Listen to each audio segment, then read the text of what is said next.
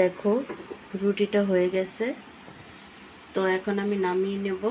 আসসালামু আলাইকুম, welcome back to my channel. কেমন আছো তোমরা সবাই? আশা করি ভালো আছো। আল্লাহর রহমতে আমি অনেক ভালো আছি। তো গাইস, তোমাদের মাঝে প্রতিদিনের মতো আরেকটি রেসিপি নিয়ে চলে আসলাম। তো আজকে তোমাদের সাথে কি রেসিপি শেয়ার করব। তো গাইস, আজকে যে রেসিপিটা শেয়ার করব সেটা আমার কাছে একদম নতুনই। তো রেসিপিটা শেয়ার করার জন্য এখানে আমি আটা নিচ্ছি। তো আটা দিয়েই আমি রেসিপিটা শেয়ার করব। এখানে আমি দিয়ে দিচ্ছি ইস্ট, দিয়ে দিচ্ছি চিনি,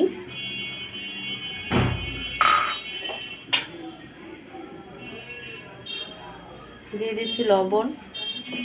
তো শুকনো উপকরণগুলো খুব ভালোভাবে আটার সাথে মিশিয়ে নেব।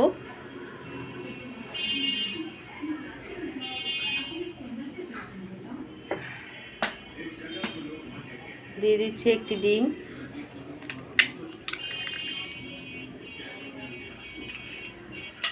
তো ডিমটাকে একটু খুব ভালোভাবে মিক্স করে নেব।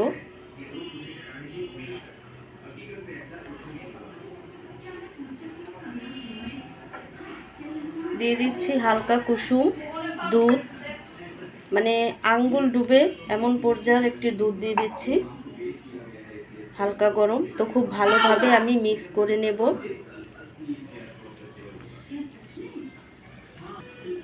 তো গাইস দেখো, ডোটা আমি এভাবে তৈরি করে নিছি। তো এখন আমি 10 মিনিটের জন্য রেস্টে রাখবো ডোটা। ফিরে আসলাম 10 মিনিট পরে। তো হাত দিয়ে একটু মতে নিচ্ছি। তো এখানে আমি দিয়ে দিচ্ছি গলানো বাটার।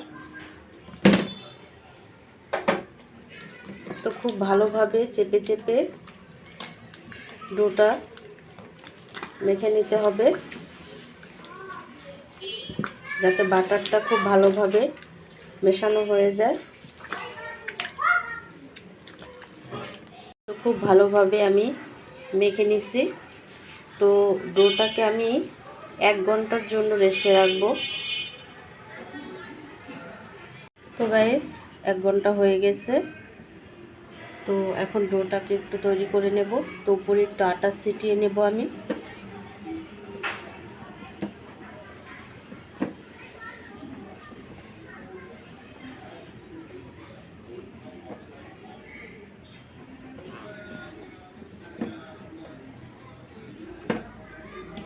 তো এখন আমি লিচি কেটে নেব।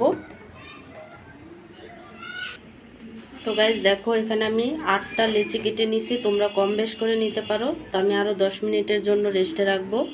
রেস্টে রেখে রেখে করলেই ভালো হয়। আমি একটা লিচি নিয়ে নিছি। তো রুটির মতো শেপ দিয়ে দিব।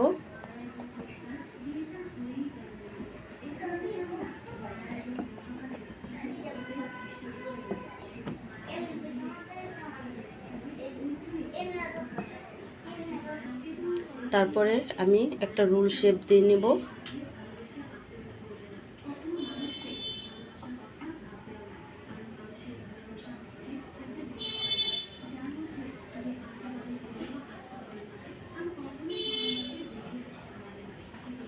তারপরে এই মুখটাকে খুব ভালোভাবে সিল করে নেব।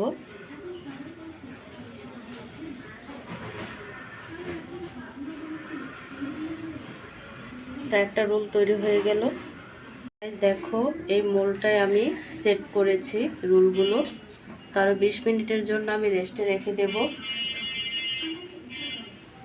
দেখো 20 মিনিট পরে এগুলো ফুলে কত বড় বড় হয়ে গেছে, আর অনেকটাই ফুলে ফুলে অনেক বড় বড় হয়ে গেছে।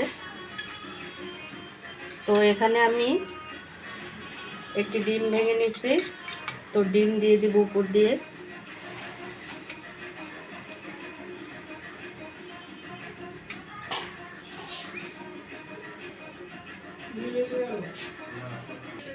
তো গাইস, আমি ডিমগুলো উপর দিয়ে রোলের উপর দিয়ে দিয়ে দিছি। তো এখানে দিয়ে দিচ্ছি সাদা তিল।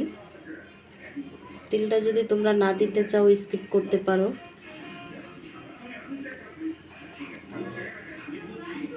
আমার কাছে তিলটা কিন্তু অনেক ভালো লাগে।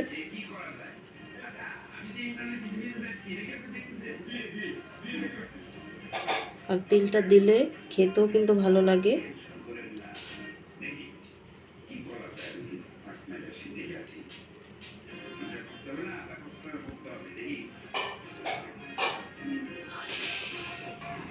তো গাইস দেখো, আমি তিল দিয়ে সম্পূর্ণটা পুরো তিল দিয়ে দিছি। তো এখন আমি সিলভারের পাতিলে বসাবো। তো গাইস আমি এটা বসায় দিছি চুলায়, হাঁড়িতে। গাইস দেখো, রুটিটা হয়ে গেছে। তো এখন আমি নামিয়ে নেব। তো এরকম সিলভারের হাঁড়িতে কিন্তু খুব সহজেই এই রুটিটি তৈরি করা যায়। একেবারেই তুলতুলা হয়েছে, নরম, দেখতেই পাচ্ছ। তো গাইস আমরা কিন্তু বাসায় স্বাস্থ্যকরভাবে এই রুটি তৈরি করে খেতে পারি। তো গাইস আজকের রেসিপিটি কেমন লাগছে অবশ্যই কমেন্টে জানাবে। তো অন্য কোনো রেসিপি নিয়ে তোমাদের মাঝে আবার চলে আসবো। আজকে এই পর্যন্তই। সবাই সুস্থ থাকবে, ভালো থাকবে। আল্লাহ হাফেজ।